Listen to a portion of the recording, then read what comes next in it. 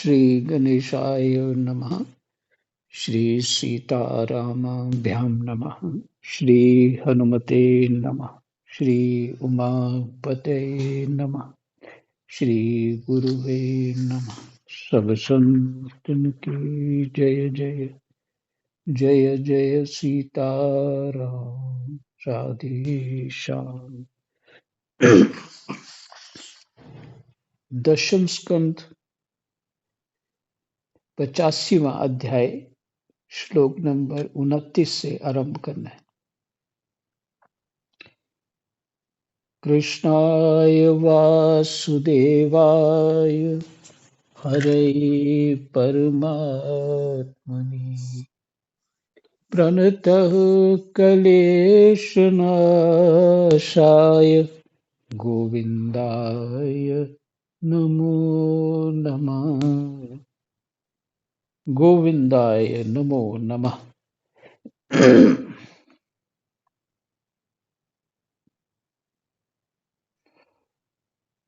वसुदेव जी ने भगवान की महिमा गाई और भगवान जी ने उनको बहुत ही प्रेम और आदर और पूरे स्नेह से माने प्रेम से उनको अपनी बात रखी वसुदेव जी के सामने कि आप मेरे पिता हैं, मैं आपका पुत्र ही हूं।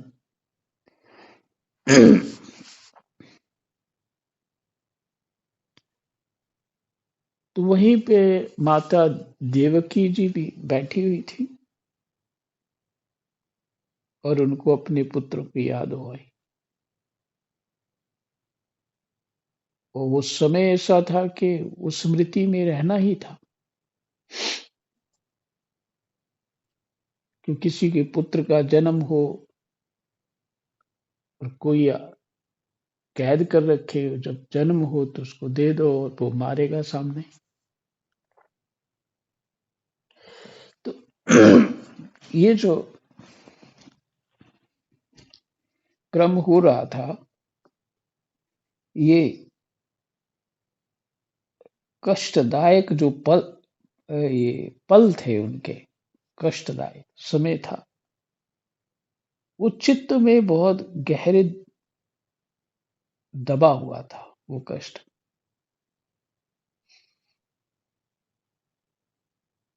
इसीलिए समय से वो उभर आया, वो भी भगवान की इच्छा से ही होता है। तो माता देव की आंसू बहाने लगी, बड़े करुण स्वर से बोला भगवान कृष्ण और बलराम जी को। माता देवकी कहने लगी,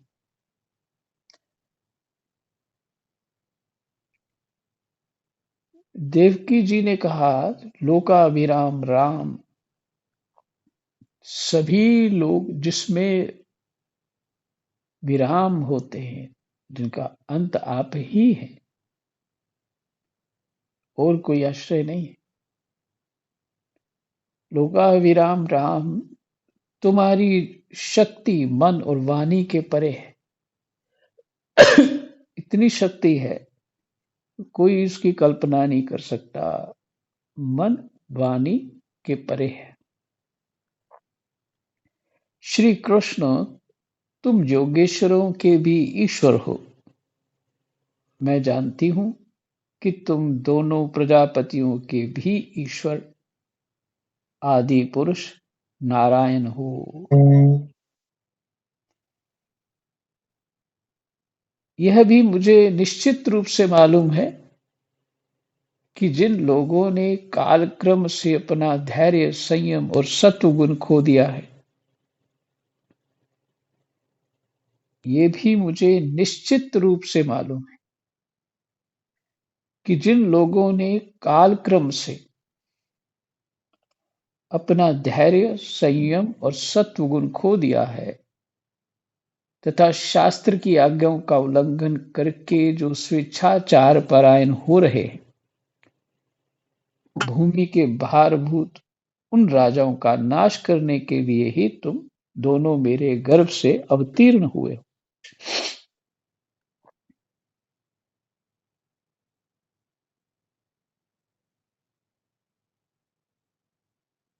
मतलब देवकी ये जानती है कि आपने अवतार क्यों ग्रहण किया। अब जान गई ये भगवान है, तो जो अपनी ये काम ये कर सकते हैं, तो वही पीड़ा उनके सामने रखी अपनी।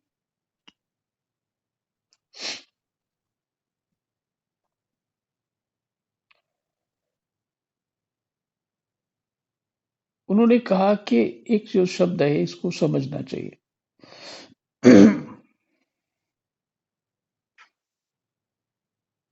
कहते निश्चित रूप से मुझे पक्का पता है, जैसे हम बोलते हैं ना पक्का पता है, निश्चित रूप से मालूम है कि जिन लोगों ने कालक्रम से, समय के परिवर्तन से, समय के क्रम से अपना धैर्य, संयम और सत्व गुण खो दिया।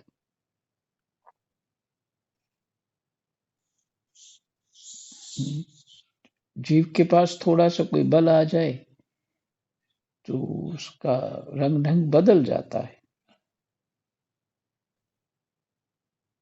तो स्वाभाविक है, जीव वास्तव में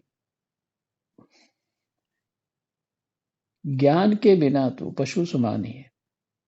राजा भर्तहरि ने लिखा है,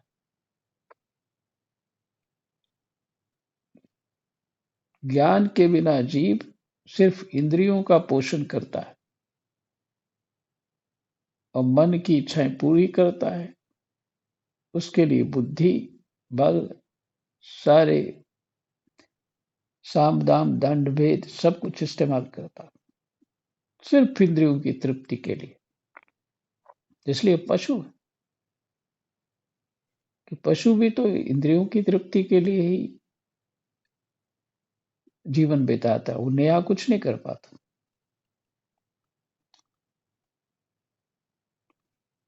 मनुष्य जो है नया कर लेता है। अच्छा तो तब करेगा जब सत्संग होगा या किसी महापुरुष का संग होगा, तब हो पाएगा अच्छा। नहीं तो वो बस वो इंद्रियों में ही लगा रहेगा, बुरा ही होगा। अच्छा करते हुए भी ठीक नहीं होगा।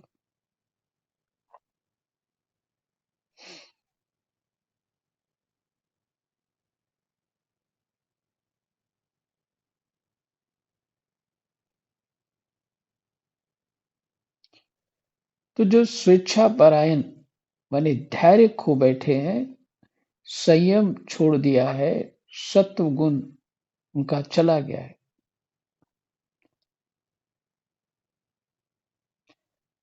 शंका, निंदा, किसी पे शंका करते रहना, पूरे पता नहीं होता फिर भी शंका करते, निंदा इत्यादि करने से जीव सत्व गुण खो देता, तथा शास्त्र की आज्ञाओं का उल्लंघन करके जैसे चलना चाहिए जीवन वैसा नहीं चलाता शास्त्र के अनुसार। जो स्वेच्छाचार परायण हो रहे हैं, मान लेते हैं हम मॉडर्न बन रहे हैं, स्वेच्छाचार परायण यानी अपनी इच्छा के अनुसार नए नए एक्सपेरिमेंट करते रहते हैं, यही मॉडर्न लोग करते हैं, ऐसे जियो वैसे जियो।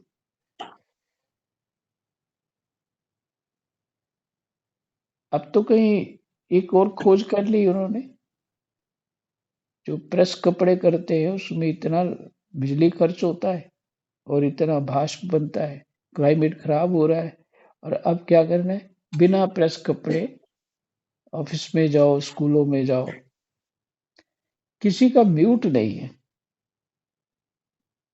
ध्यान रखना चाहिए। तो वो लोग अब विदेशों में ये भी शुरू हो गया है। तो ये सब एक्सपेरिमेंट है। तो ये स्वेच्छाचार परायण है। शास्त्र ने ऐसा हमारे सामने रखा है, बस शास्त्र के अनुसार चलो, सफलता निश्चित है। गीता जी में लिखा।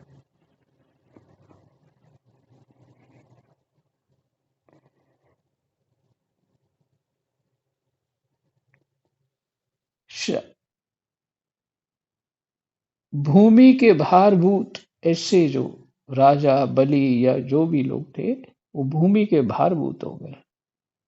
उन राजाओं का नाश करने के लिए ही तुम दोनों मेरे गर्भ से अवतीर्ण हुए, कि माता देवकी ने कहा।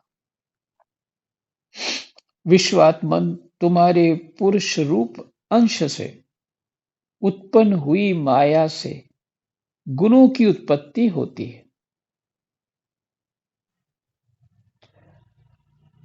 प्रकृति और पुरुष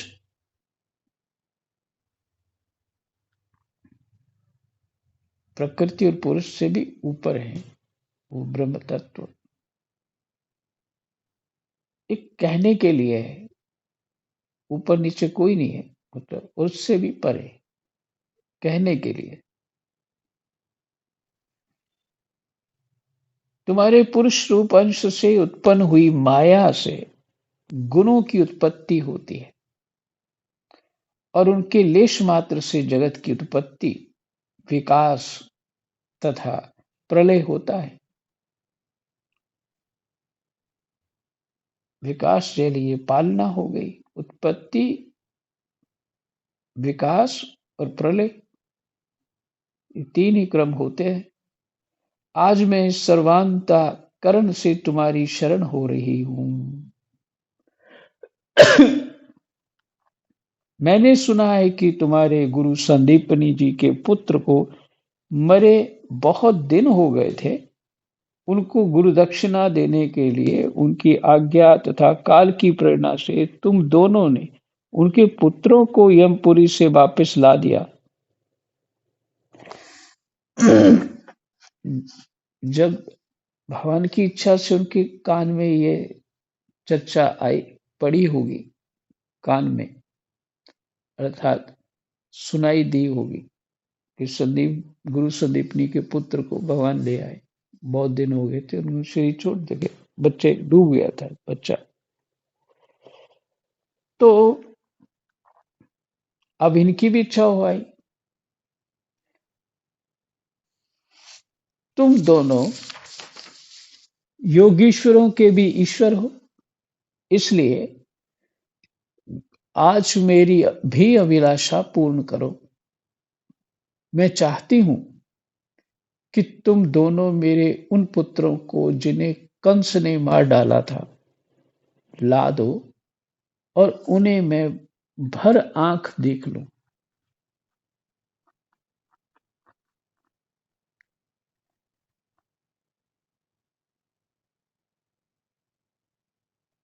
श्री सुखदेव जी कहते हैं, प्रिय परीक्षित, माता देवकी जी की यह बात सुनकर भगवान श्री कृष्ण और बलराम दोनों ने योग माया का आश्रय लेकर सूतल लोक में प्रवेश किया।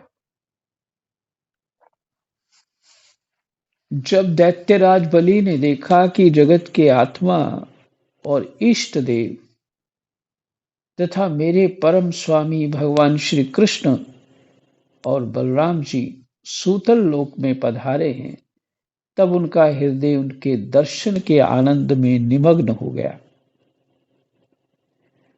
उन्होंने झटपट अपने कुटुंब के साथ आसन से उठकर भगवान के चरणों में प्रणाम किया। अत्यंत आनंद से भरकर दैत्यराज बलि ने भगवान श्री कृष्ण और बलराम जी को श्रेष्ठ आसन दिया और जब वे दोनों महापुरुष उस पर विराजमान हो गए, तब उन्होंने उनके पांव पखार कर उनका चरणोदक परिवार सहित अपने सिर पर धारण किया। परीक्षित, भगवान के चरणों का जल ब्रह्मा पर्यंत सारे जगत को पवित्र कर देता है। इसके बाद दैत्यराज बलि ने बहुमूल्य वस्त्र, आभूषण, चंदन, तांबूल, दीपक, अमृत के समान भोजन एवं अन्य विविध सामग्रियों से उनकी पूजा की, मैंने अर्पण किया, और अपने समस्त परिवार, धन तथा शरीर आदि को उनके चरणों में समर्पित कर दिया।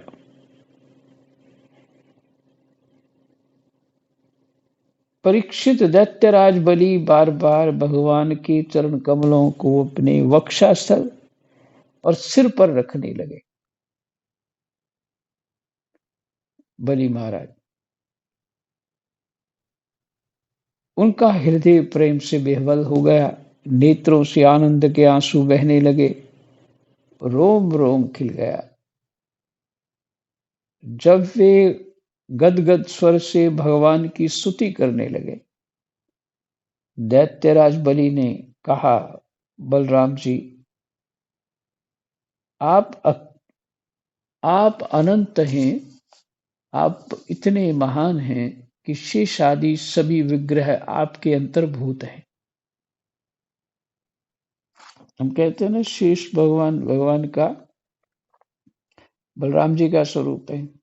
वो कह रहे आपके ही अंतर्भूत है,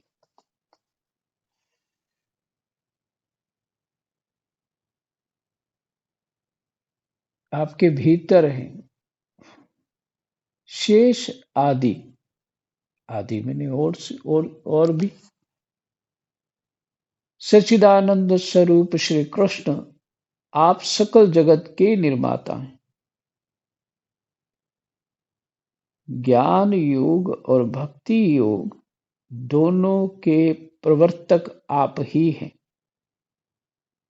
कृष्ण भगवान से कह रही हैं, नहीं, इस दैत्यराज बलि कह रहे हैं।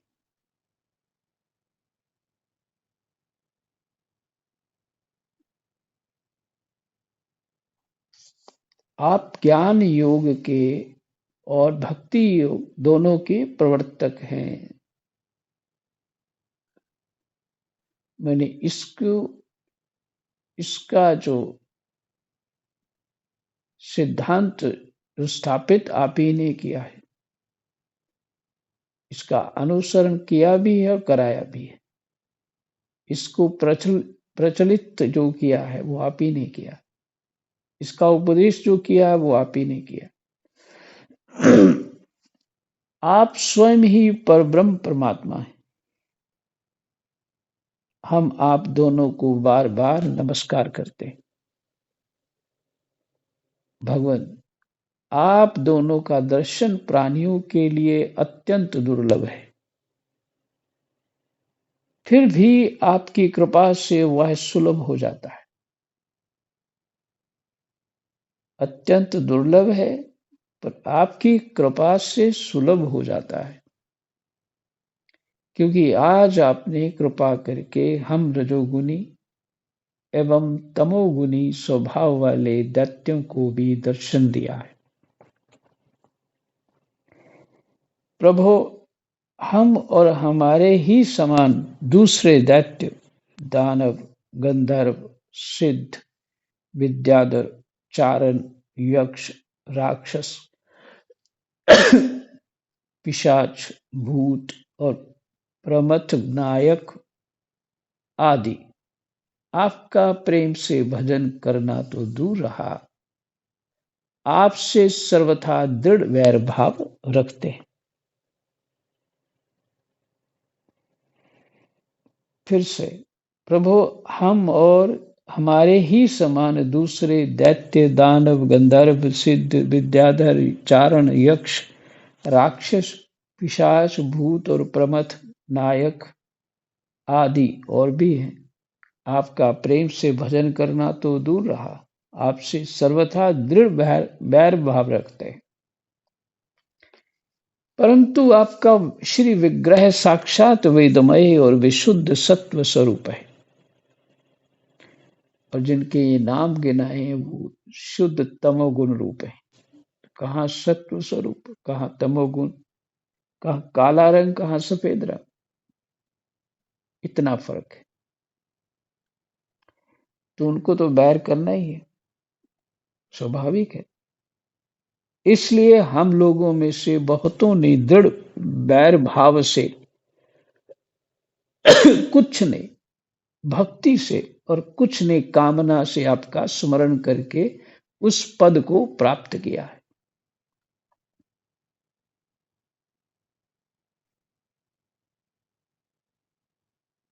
जिसे आपके समीप रहने वाले सत्व प्रधान देवता आदि भी नहीं प्राप्त कर सकते। आपके समीप रहने वाले सत्व प्रधान देवता भी प्राप्त नहीं कर सकते। हम दैत्यों ने उसको भी प्राप्त कर लिया, क्योंकि बलि ऐसे ही है। और बलि के दादा लगते हैं शायद, ये, हाँ, प्रहलाद जी, प्रहलाद जी। तो वो भी कोई कम थोड़ी थे भक्त।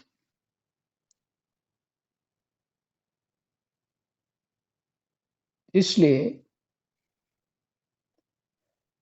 दैत्यराज बलि ये भगवान से पूजा सेवा के बाद ये अनुनय विनय अपनी कर रहे हैं।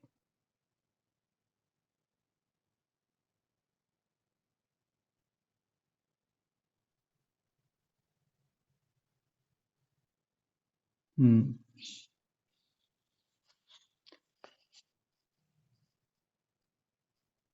योगेश्वरों के अधीश्वर बड़े बड़े योगेश्वर भी प्रायः यह बात नहीं जानते कि आपकी योग माया यह है और ऐसी है, फिर हमारी तो बात ही क्या है।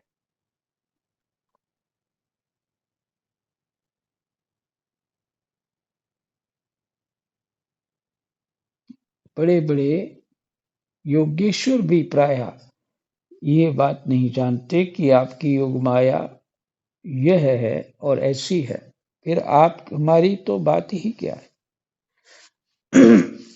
इसलिए स्वामी मुझ पर ऐसी कृपा कीजिए कि मेरी चित्त वृत्ति आपके उन चरण कमलों में लग जाए, जिससे किसी की अपेक्षा न रखने वाले परमहंस लोग ढूंढा करते हैं।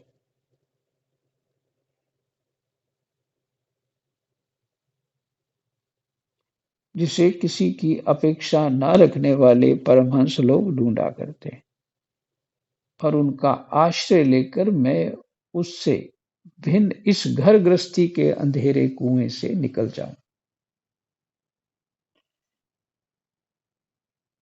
घर गृहस्थी को तो ये कई बार पाठ आया है। ये तो कोई कुआं कह रहा है, कोई नरक कह रहा है, कोई पाप कह रहा है, और तो है ये वेद के विधि के अनुसार घर गृहस्थ। अब यहाँ नरक क्यों कह रहे हैं? सिर्फ भाव यही बात है कि यहाँ विपदा प्रभु सोई जब तब सिमरन भजन न हो। वो विपदा है जब आपका स्मरण नहीं होता। हनुमान जी कह रहे हैं, इसलिए उसको नरक कह रहे हैं, विपदा है। 24 घंटे ये करना है, वो करना है, ऐसे होना है, वैसे होना है, आशाओं से बंधे रहना है। अपने लिए तो माता पिता ध्यान नहीं रख पाते, लेकिन अपनों के लिए और जो समाज के लिए बड़े सावधान रहते हैं।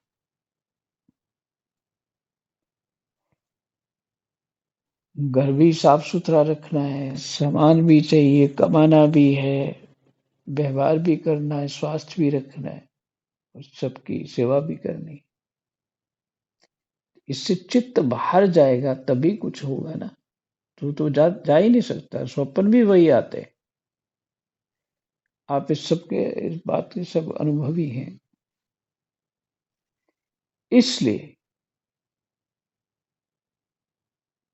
जो पहले ही जगत जो है, गोस्वामी जी कह रहे हैं, मोह निशा सब सोग निहारा, देखिए स्वप्न अनेक प्रकार।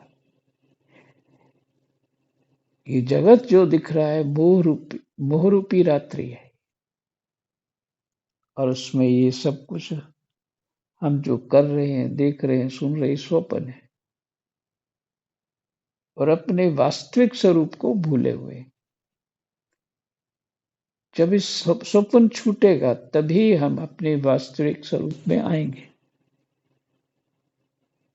जानिए जीव जब जागा, जब सब विषय विलास विरागा। तो हमें तो स्वप्न छोड़ने की इच्छा नहीं हो रही है। अब तो सोचते हैं खानदान का विस्तार करके जरा नाम ऊंचा करें। दुनिया हमको भी देखे, हम क्या भला है, क्या चीज। इस तरह से जो चिंतन ग्रस्त में रहता है, क्योंकि ठोकरे खाता है, दूसरे से अपमानित होता है, इसलिए उसकी इच्छाएं भी ऐसी हो जाती हैं।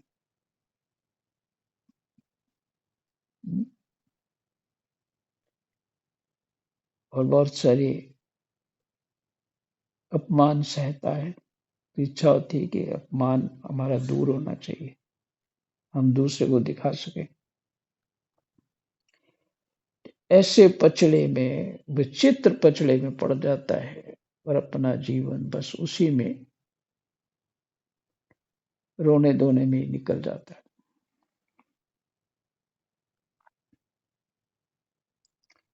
सिर्फ इसलिए कहा कि ये नरक है।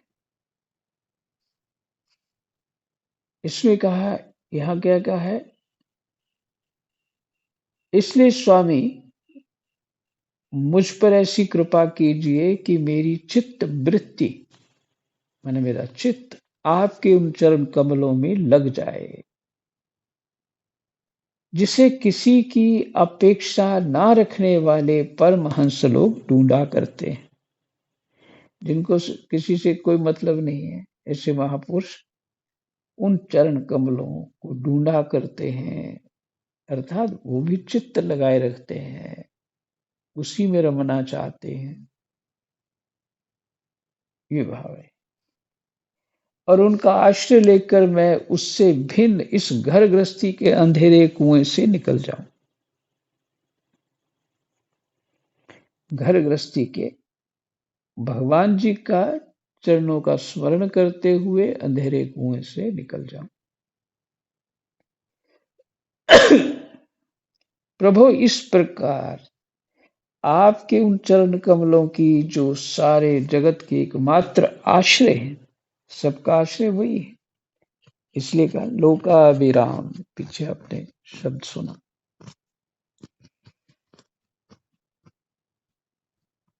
शरण लेकर शांत हो जाऊं, जो सारे जगत के एकमात्र आश्रय हैं, शरण लेकर शांत हो जाऊं और अकेला ही विचरण करूं। यदि कभी किसी का संग करना ही पड़े तो सबके परम हितैषी संतों का ही संग करना पड़े, तो उनका ही।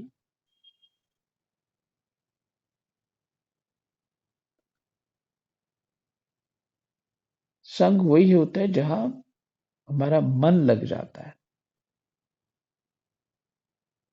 सही मायने में उसी का संग होता है।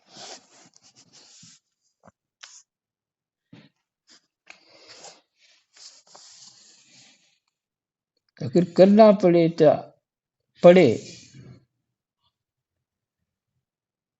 तो सबके परम हितैषी संतों का ही संग हो।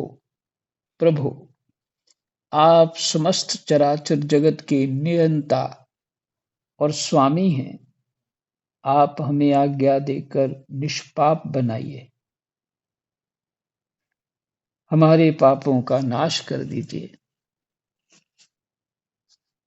क्योंकि जो पुरुष श्रद्धा के साथ आपकी आज्ञा का पालन करता है, वह विधि निषेध के बंधन से मुक्त हो जाता है।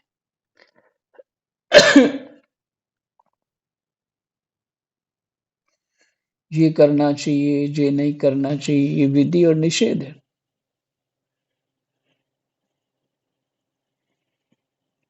और ये कर्म धर्म में विधि निषेध तो अनिवार्य है ही। एक संत दृष्टांत देते हैं इसके विषय में कि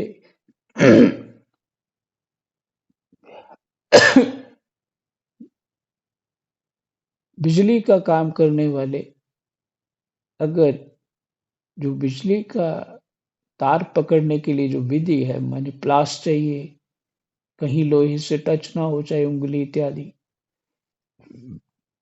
और कैसे करना चाहिए वो पूरी विधि करेंगे तो उनको हानि नहीं होगी। और यदि विधि ना मानेंगे तो हानि हो जाएगी। तो भले जो निषेध है वो नहीं माना, विधि चलो थोड़ा बहुत परिवर्तन हो सकती है, पर निषेध नहीं माना कि ये नहीं करना है, तो अगर निषेध नहीं माना तो क्या होगा? हानि तो अवश्य होगी।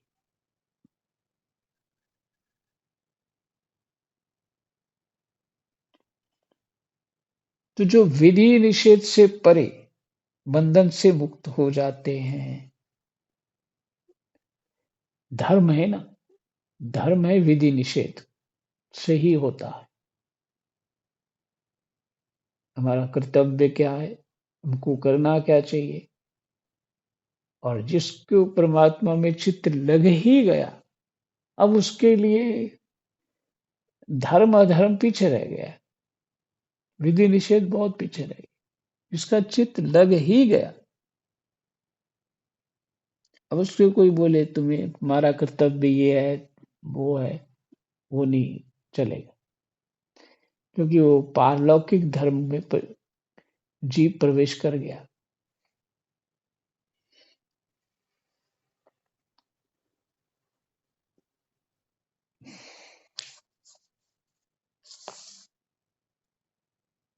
भगवान श्री कृष्ण ने कहा,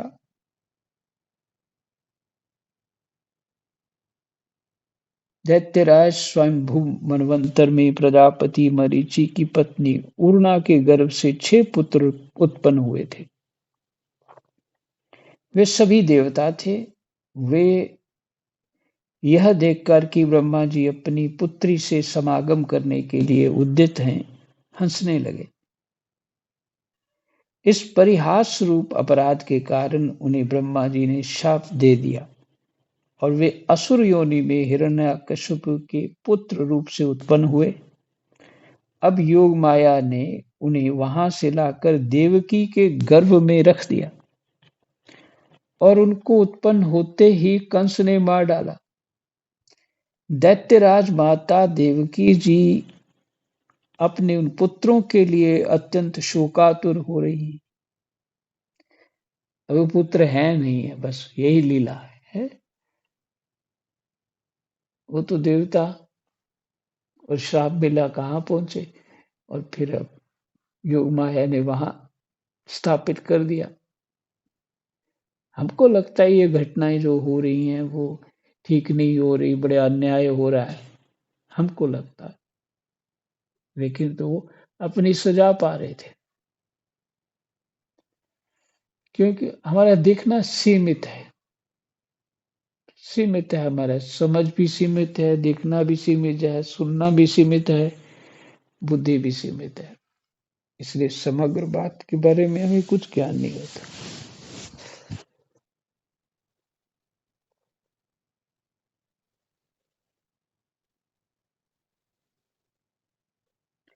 तो उन्होंने ब्रह्मा जी का परिहास किया था, ब्रह्मा जी ने श्राप दे दिया था।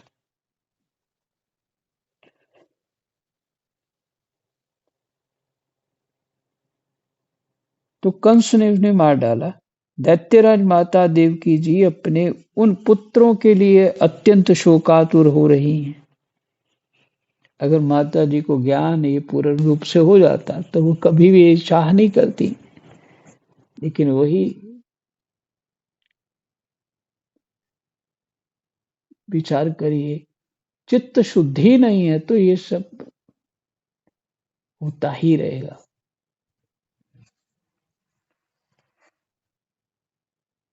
तो चित्त शुद्धि भगवान क्या नहीं कर सकते, पर ये भी कोई लीला है। ऐसा क्यों किया भगवान ने? उनके कल्याण करने के लिए किया। लेकिन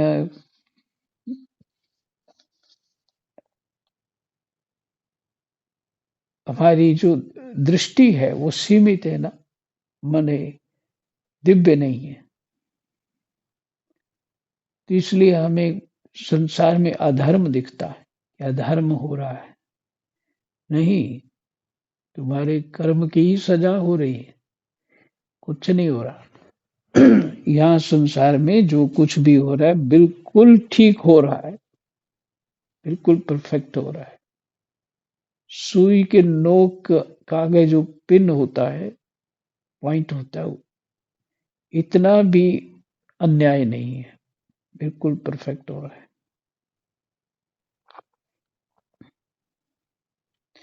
बस इतना फर्क है, हम उसे जानते नहीं, इसलिए जैसी समझ होती है वैसा समझ लेते हैं और वैसा बोलते रहते हैं। अतः हम अपनी माता का शोक दूर करने के लिए इन्हें यहाँ से ले जाएंगे। बलि महाराज जी को कहा।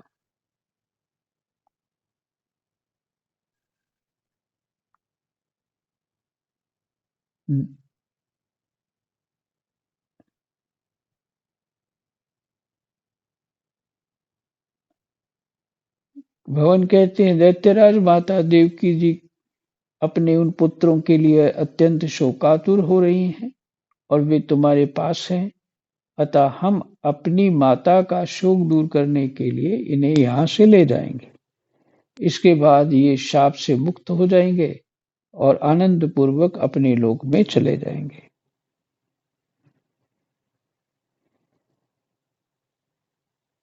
इनके 6 नाम हैं: स्मर, उद्गीत, परिष्वंग, पतंग, शूद्रवृत्त और गृणी।